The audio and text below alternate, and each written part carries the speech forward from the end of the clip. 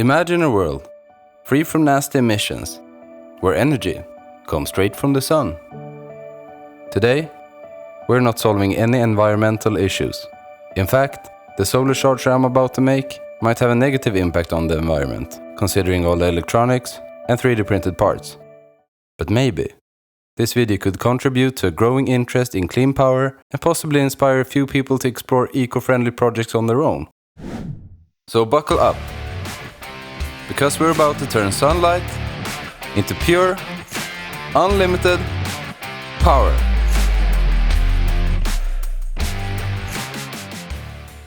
I've always had a preference for working with mechanical systems such as gears and linkages.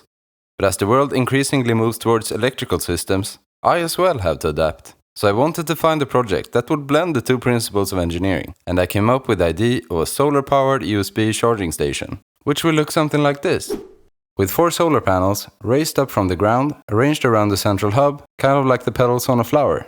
The panels will track the sun in order to maximize efficiency throughout the day, but this concept is not new.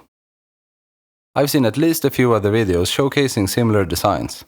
What will set this one apart is its ability to automatically pack itself into a small volume, and this is where the challenge lies.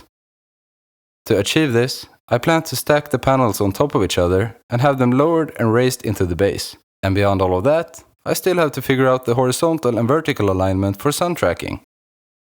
That was pretty much all I had envisioned for the project at this point. But I took these ideas and worked them into concepts, and eventually I created a circuit diagram. With this, the system's operation became clearer. In essence, an Arduino is used to regulate motor and servo actions by responding to input from sensors and switches. Additionally, sensors monitor the current and voltage produced by the solar panels, which is then displayed on a screen.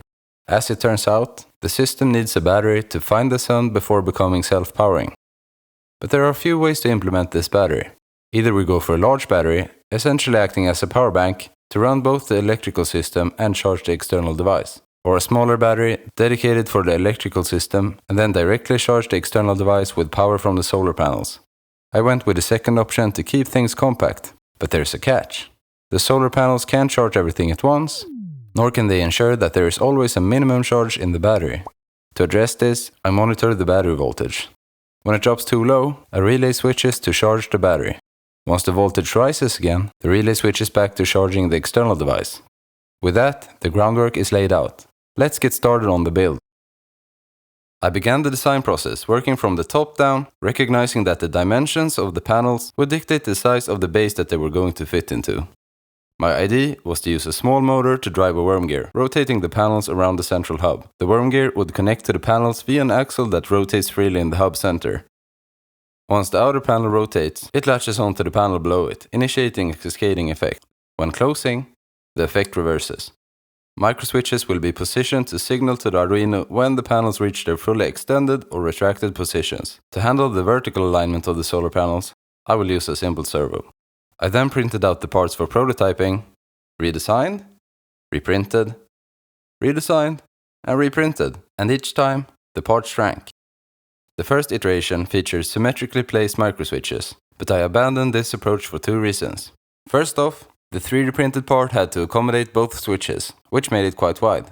Secondly, stacking the switches, motor, and servo on top of each other resulted in an excessive height, and in the final version I replaced the bulky switches with smaller push buttons and repositioned the motor completely off to the side. With these changes made, I was finally satisfied with the overall dimensions of the assembly. I then conducted a test by hooking it up to an Arduino. Excitingly, it seems to work. In order to track the sun, the system must be able to determine the direction of the incoming light. To achieve this, I will use 4 light-dependent resistors positioned on each face of a pyramid shape at the center of the hub. These components change their resistance based on the intensity of the incoming light, which the Arduino then can interpret. By positioning them at an offset to each other, the sensors will see different light intensity. The system then adjusts the rotation of the panels until all sensors record similar light levels. But these components are not manufactured perfectly, leading to slight variations in resistance. To manage this, I bought several of them, measured their resistance in similar light condition, and noted the values. I then selected the 4 with the closest readings and installed them onto the central hub. It was around this point, the bulkiness of the cables and their constant interference with moving parts became increasingly apparent. No matter what I did, a cable always seemed to get caught or pinched. To overcome this, I had to do several design changes. First off, I created better defined pathways for cables through designated channels in the rotating hub and linkage. I also redesigned the hub so that the cables from the light-dependent resistors ran through a fixed tube in order to keep them stationary as the panels unfold. And all of this was just to make the cables behave in a more reliable and predictable manner. It took some experimentation, but eventually I had it figured out.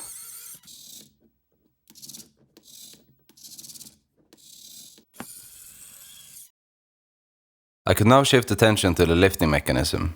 My vision was to use a 4-bar linkage to raise the solars above the base. Using CAD, I determined the lengths of the individual links to achieve the desired movement. I aimed for the panels to be centered over the base when raised and lie completely flat when lowered. My initial plan was to use a simple servo to drive the mechanism. However, this setup proved to be far too weak.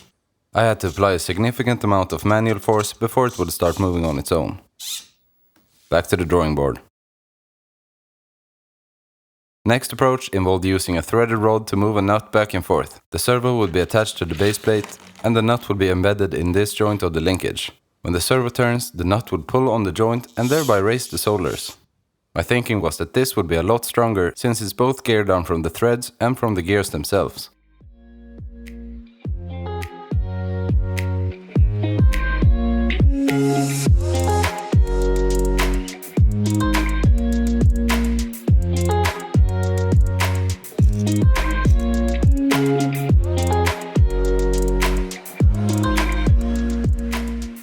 After refining the design and providing a means to attach it to the base plate, I tested it out. Given my fondness for mechanical systems, I couldn't help but think this looked cooler than having just a simple servo.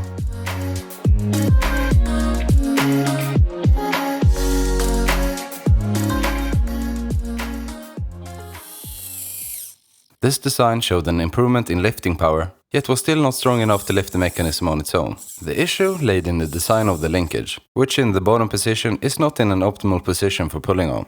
To address this, I raised the servo up to achieve a better angle for pulling on the mechanism. Additionally, I redesigned the gear assembly to reduce friction.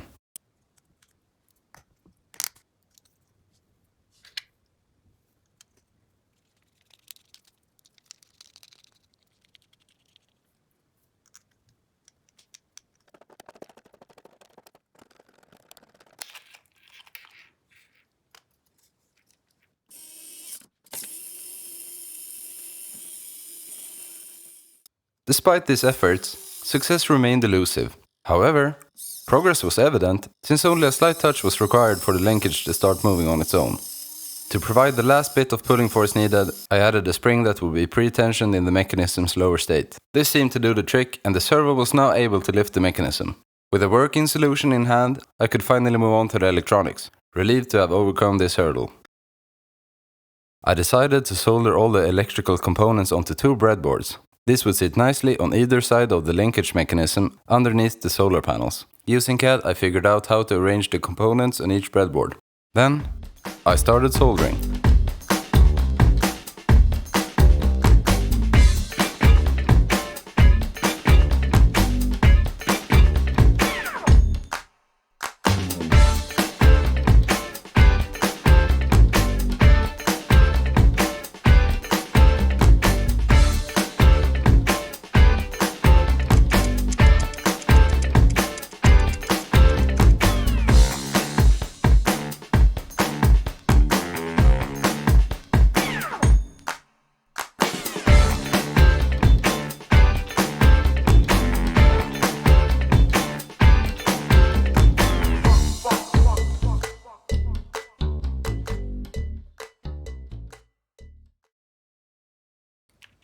Once the breadboards were assembled, I measured out the length of the cable harness that would connect them together and double-checked everything against the circuit diagram.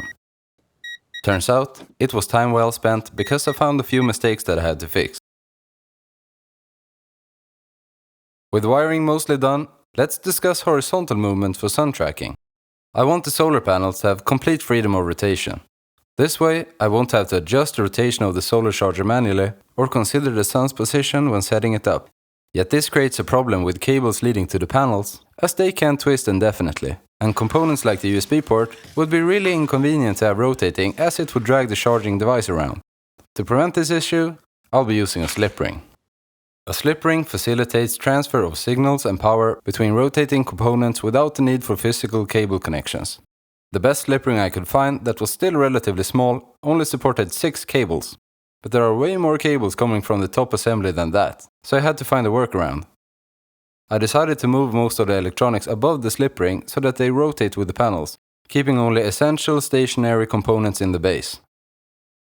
I reviewed the electrical diagram to determine where I could split the electronics and put the slip ring. Eventually, I decided to keep the USB port, display, and the button for evolving and devolving the mechanism in the stationary base. This setup would result in exactly 6 cables running through the slip ring, if I solder all the ground wires together. So I jumped into CAD and started designing. My plan is to use a large internal gear in the stationary base paired with a smaller gear in the rotating base. At the center, I'll install a large bearing and a slip ring to serve as a central rotating hub. And lastly, in the stationary base, I made a small compartment for housing the screen, USB port, and push button. This marked the completion of the design phase. Let's make the last few parts and put all pieces together.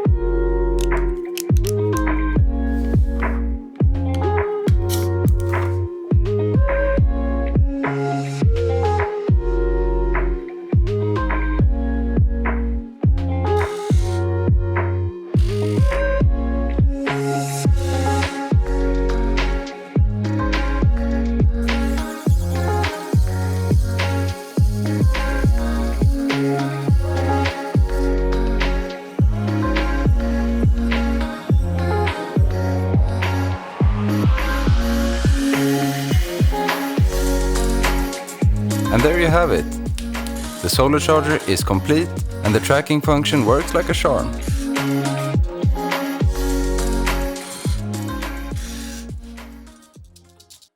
A slide switch activates the system, allowing us to see the current and voltage generated by the panels in real time. Interestingly, taking it outdoors unlocks a significant power boost.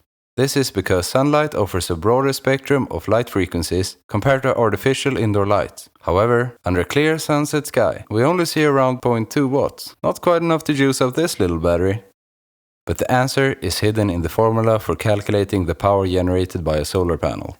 Efficiency is typically about 20%, and unless I plan on moving to a sunnier planet, I can't do much about the intensity, which means that the easiest way to get more power is to make the panels bigger. Meaning this is more a proof of concept than a practical solution. As the saying goes, with great power comes great responsibility. Or in this case, great surface area. This project has been a fantastic journey into the world of miniature solar power. We learned that the surface area is a key factor in power generation. And while this prototype might not be a powerhouse, all the electronics are in place, ready for future scalability. Thanks a lot for watching. See you next time.